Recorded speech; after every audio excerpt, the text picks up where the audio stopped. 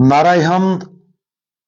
आए खुदावंद अपनी राह मुझे बता और हमवार रास्ते पर मुझे चला।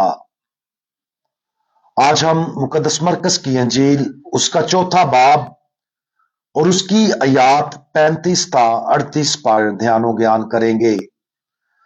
और आज हम नावाकफियत और खौफ पर काबू पाना इसके बारे में सुनेंगे। और उसी दिन जब शाम हुई उसने उनसे कहा, आओ पार चलें। और वो हजूम को रुखसत करके उसे जिस तरह के वो कश्ती पर था ले चले, और उसके साथ और भी कश्तियां थीं। और बड़ी आंधी चली और लहरें कश्ती पर यहां तक लगी कि कश्ती पानी से भर चली थी। और वो पिछली तरफ गद्दी पर सो रहा था।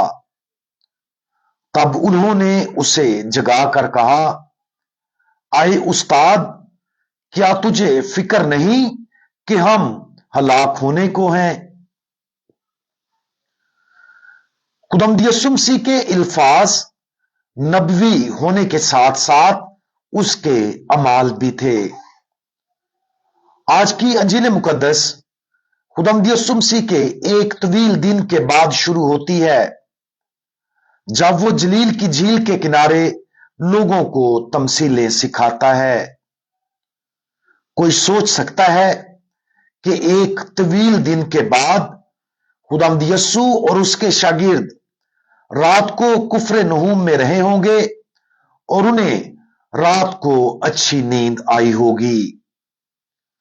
इसकी बजाय खुदावंद यीशु मसीह अपने शागिर्दों को दावत देता है कि वो एक कश्ती पर लंबी रात तक उसके साथ झील की दूसरी तरफ जरजासियों के इलाके में जाएं। जरजासी बुनियादी तौर पर गैर कौमों की आबादी थी, जो एक ऐसे खित्ते में रहती थी जो 10 शहरों का एक ग्रुप था और यूनानी रोमन सकाफत और बातल प्रस्ताना तरीकों से बहुत ज्यादा मुतासर था। यह इलाका सकाफती तौर पर जलील की झील के इर्द गिर्द के यहूदी इलाकों से अलग था और उसकी बुनियादी खसूसियात फन्ने तामीर, रस्म रवाज और अकायद थे। खुदावंद यीशु मसीह की झील को अबूर करने की दावत ना सिर्फ एक लंबी रात की दावत थी, बल्कि अगले दिन सकाफती तौर पर अलग और शायद उनके यहूदी आबाई शहर से मुख्तलिफ एक बेचैन माहौल में गुजारने की दावत भी थी। इस दोहरी दावत को एक पेशनगोई के तौर पर देखा जाना चाहिए, जिसके जरिए खुदावंद यीशु मसीह अपने शागिर्दों और हमें अपने आराम के इलाके को छोड़ने और मुश्किल और नावाकफ सफर की दावत दी।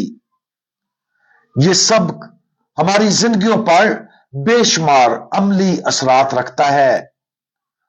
बहुत सारी चीजें हैं जो हम करना पसंद नहीं करते और बहुत से तरीके हैं जिनसे खुदा हमें अपने आराम के इलाके से नावाकफ की तरफ बुलाता है।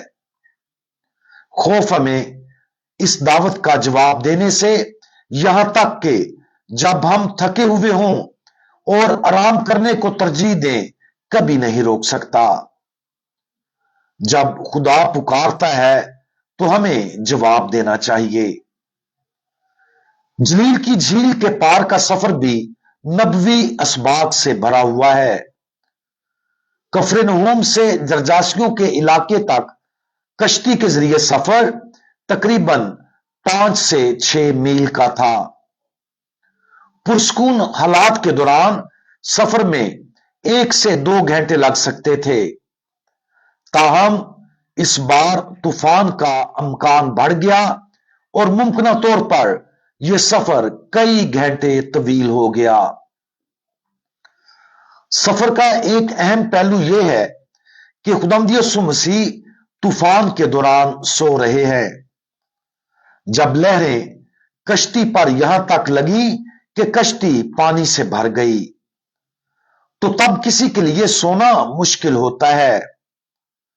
हमें खुदावंद यीशु मसीह के जानबूझकर सोने को रूहानी सबक जाहिर करने के लिए देखना चाहिए।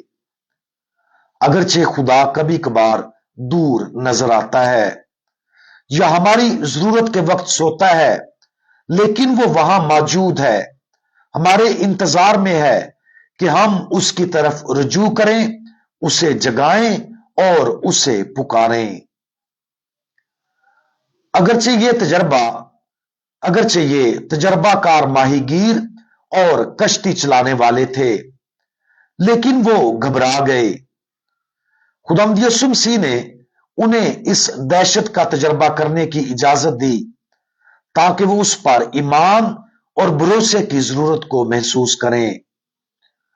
उसकी पुरस्कून मौजूदगी, यहां तक कि जब वो सो रहा था, एक याद दहानी थी कि कोई तूफान, चाहे जिस्मानी हो या रूहानी, समंदरों को बनाने वाले पर हावी नहीं हो सकता। हवा और लहरों को उसका झिड़कना खामोश साकत हो। उसने ना सिर्फ झील के अंदर अमनो सुकून बहाल किया, बल्कि अपने इलाही इख्तियार को भी जाहिर किया और खुद को खुदा के तौर पर जाहिर किया। हम ज़बूर 79 उसकी आयात 9 और 10 में पढ़ते हैं, आए खुदावन लश्करों के खुदा, तेरी मानिद कौन है? आए खुदावन तू कवि है और तेरी वफादारी तेरे गिरदो पेश है। तू समंदर की तगयानी पर हुक्म फरमाता है, उसके तमव्वज को तू थमा देता है। एक थका देने वाले दिन के बाद झील पार सफर करने के लिए शागिर्दों को खुदावंद यीशु मसीह की दावत पर आज ही गौर करें। उसी तरह बाजुकात खुदा हमें इस दुनिया की अफरा तफरी में दाखिल होने के लिए बुलाता है ताकि उसका फजल वहां नाजल हो जहां उसके फजल की कमी है। अगरचे आराम करना जरूरी है, लेकिन बाजुकात हमें खुद से उस आराम से इनकार करना चाहिए और नावाकिफ लोगों की तरफ समंदर में दाखिल होना चाहिए और ऐसे पड़ोसियों या दूसरों तक पहुंचना चाहिए जिनके साथ हम हिचकिचाहट महसूस करते हैं। रजाकाराना तौर पर या नए चैलेंजों को कबूल करते हुए हमें अपने आराम की जगह से बाहर आना चाहिए। जब हम इस मंजर पर गौर करें तो खुदावंद यीशु मसीह के अल्फाज हमारे दिलों में गूंजे, क्योंकि ये अल्फाज हमारी रूहों को सुकून बख्शते हैं। खामोश साकत हो, क्यों डरते हो? अब तक ईमान नहीं रखते? भरोसा रखें कि उसका हुक्म हर तूफान को पुरस्कून करेगा और ये जाने कि वो हमेशा हमारे साथ है और अपनी मुहाफजत में हमें दूसरी तरफ ले चलेगा। हम दुआ मांगें। कादर मुतलिक खुदा, अपनी इंसानी फितरत में आपने हर मुश्किल का सामना किया और उन पर फतह हासिल की, ताकि आप हमें ऐसा करने का फजल अता कर सकें। जब आप हमें हमारी आरामदेह जगह से गैर मानूस जगह जाने के लिए पुकारते हैं, तो हमें फराख दिली से जवाब देने की हिम्मत दें, ये जानते हुए कि आप हमेशा करीब हैं और दुआ और ईमान के अमल के जरिए बेदार होने का इंतजार कर रहे हैं। खुदावंद यीशु मसीह, हमारा भरोसा आप पर है। आमीन।